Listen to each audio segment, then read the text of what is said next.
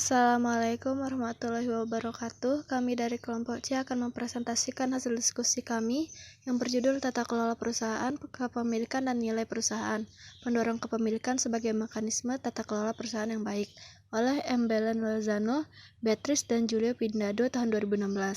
Saya Vanda Sutini Tias, NIM A1C117089. Abstrak, penelitian ini menganalisis peran kepemilikan sebagai mekanisme tata kelola perusahaan yang baik. Dalam sistem tata kelola perusahaan yang baik ini, terdapat sejumlah unsur pemangku kepentingan yang terpadu secara baik, hingga tercipta keseimbangan antara berbagai kebutuhan para pemegang saham, manajemen, konsumen, vendor, dan investor, serta pemerintah dan masyarakat. Temuan studi ini menunjukkan bahwa konflik antar pemegang saham mayoritas dan minoritas lebih lemah untuk perusahaan dengan perlindungan investor yang lebih tinggi dan bisnis mudah milik keluarga. Baik, saya Rini Haryani, NIM A1C117072 akan melanjutkan presentasi yang sudah dibacakan oleh Yovanda. Pendahuluan, Good Corporate Governance GCG atau tata kelola perusahaan yang baik adalah unsur utama yang dipertimbangkan oleh investor saat ia memilih sekian banyak perusahaan untuk berinvestasi. Hal ini dikarenakan sebuah perusahaan yang memiliki tata kelola perusahaan yang baik dipimpin oleh para eksekutif yang jujur dan berpengalaman dan memiliki kemampuan organisasi yang mumpuni. Baiknya sistem tata kelola perusahaan merupakan hasil dari ditegakkannya prinsip-prinsip yang diterapkan oleh perusahaan untuk memaksimalkan nilai perusahaan, meningkatkan kinerja dan kontribusi perusahaan, serta menjaga keberlanjutan perusahaan secara jangka panjang. Praktik tata kelola perusahaan telah dipelajari sebagai solusi untuk konflik keagenan yang muncul ketika ada pemisahan antara peran pemilik dan manajer. Menurut teori keagenan, konsentrasi kepemilikan bertindak sebagai mekanisme internal untuk mengurangi konflik pemilik-manajer. Barontini dan Caprio 2006 menyimpulkan bahwa setengah dari perusahaan di benua Eropa memiliki pemegang saham yang memegang lebih dari 37% hak suara terakhir perusahaan mereka. Dalam lingkungan yang sangat terkonsentrasi ini, konflik antara pemilik dan manajer menjadi kurang penting. Namun, konflik muncul antara pemegang saham besar dan minoritas. Sehingga tujuan dari penerapan GCG ini adalah untuk menunjang pertumbuhan dan stabilitas ekonomi yang berkesinambungan. Selanjutnya pembahasan. Studi ini memberikan dua kontribusi teoritis utama, yaitu teori keagenan dan kedua terkait dengan literatur bisnis keluarga muda versus bisnis keluarga non-muda. Penulis juga mempelajari perbedaan lintas negara antara perusahaan dengan tingkat perlindungan investor yang berbeda. Penelitian ini juga menganalisis peran kepemilikan atau pemiliknya hubungan dengan pemegang saham signifikan kedua. Pemantauan versus kolusi sebagai mekanisme tata kelola perusahaan yang baik dan menjadi hipotesis utama pada penelitian ini. Perkenalkan, nama saya Nibutullah Maharani, NIM A1C117064. Di sini saya akan melanjutkan pembahasan. Mengapa studi ini penting? Karena memberikan perspektif baru dalam mempelajari kenyamanan kepemilikan sebagai mekanisme tata kelola perusahaan yang baik. Penulis menyelidiki apakah mengurangi konflik antara pemegang saham mayoritas dan minoritas.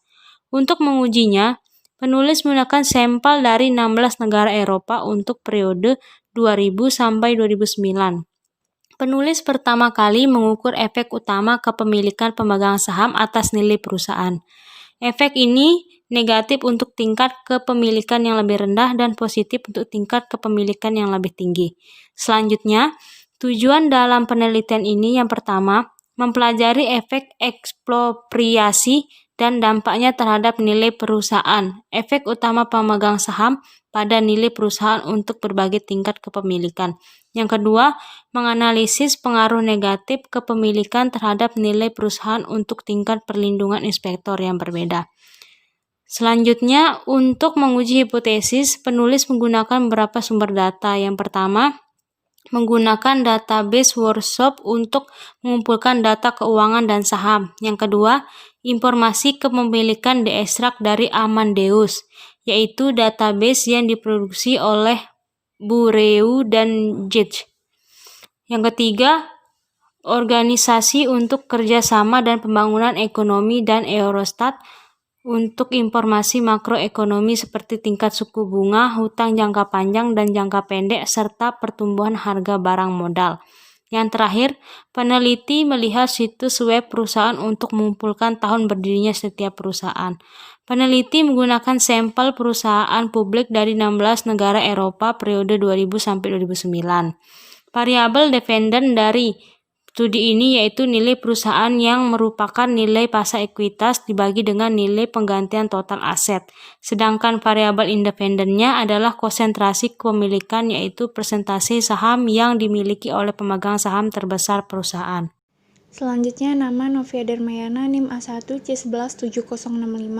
Pembahasan selanjutnya yaitu metode yang digunakan untuk menganalisis data.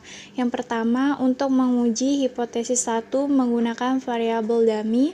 Yang kedua, untuk menguji hipotesis 2 dan 3, penulis memperkirakan model 2 termasuk dalam istilah interaksi Y, V, BD, dan VSS.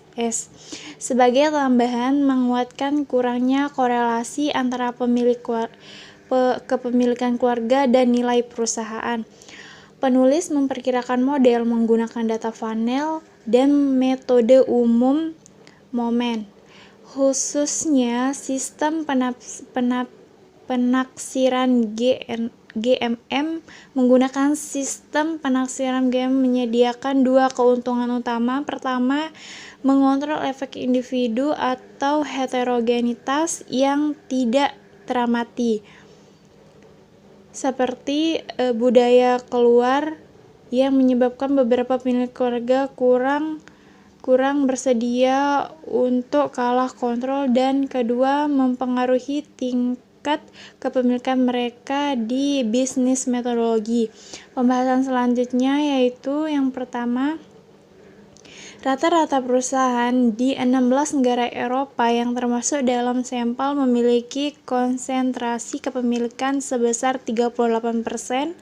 Yang kedua, sampel dari medium variabel konsentrasi kepemilikan. Medium konsentrasi kepemilikan adalah presentasi kepemilikan minimal di tangan pemegang saham terbesar oleh setengah dari perusahaan yang di setiap negara. Inggris 15%, Irlandia 16%, di mana kepemilikan agennya terbesar. Tingkat konsentrasinya tetap penting. Penemuan ini mengungkapkan bahwa Eropa adalah lingkungan yang sangat terkonsentrasi. Yang ketiga, menemukan hubungan berbentuk U antara konsentrasi kepemilikan dan nilai dalam subsampel yang terdiri dari perusahaan yang dicirikan dengan adanya pemilik utama yang memiliki kontrol efektif. Saya, Winda Yulia Pertiwi dengan NIM A1C117088 akan melanjutkan pembahasan mengenai what are the main conclusion and implication in the wider context. Artikel ini mempelajari pengaruh pemegang saham terbesar pada nilai dan efek negatifnya pada berbagai tingkat perlindungan investor, dan dua variabel yang membedarasi hubungan ini adalah jenis pemilik dan pemilik, tingkat kendali, dan hubungan dengan pemegang saham lain.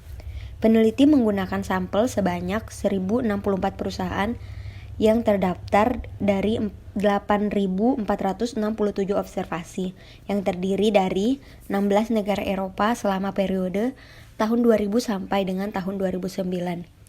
Pertama, penemuan ini mengungkapkan bahwa Eropa adalah lingkungan yang sangat konsentrasi, di mana pemegang saham utama memiliki tingkat kepentingan yang tinggi di perusahaan mereka.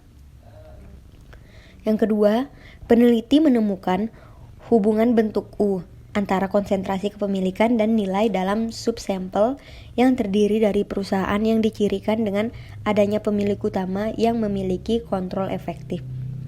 Dan yang ketiga, peneliti juga menemukan bahwa efek negatif dari kepemilikan pemegang saham utama pada nilai perusahaan didorong oleh perusahaan yang kurang terlibat dalam bisnis seperti perusahaan non-keluarga dan perusahaan lama milik keluarga.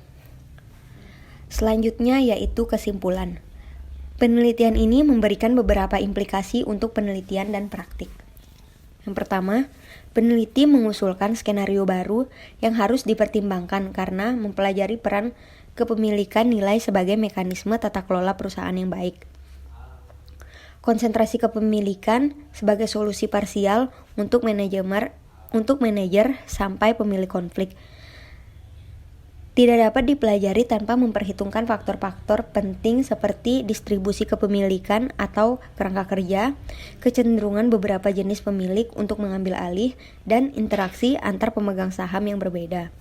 Dan yang kedua, peneliti memberikan wawasan tentang perilaku kepemilikan keluarga menurut umur dan tingkat kepemilikan yang dapat membantu pemegang saham minoritas menilai hubungan yang sesuai dengan bisnis keluarga.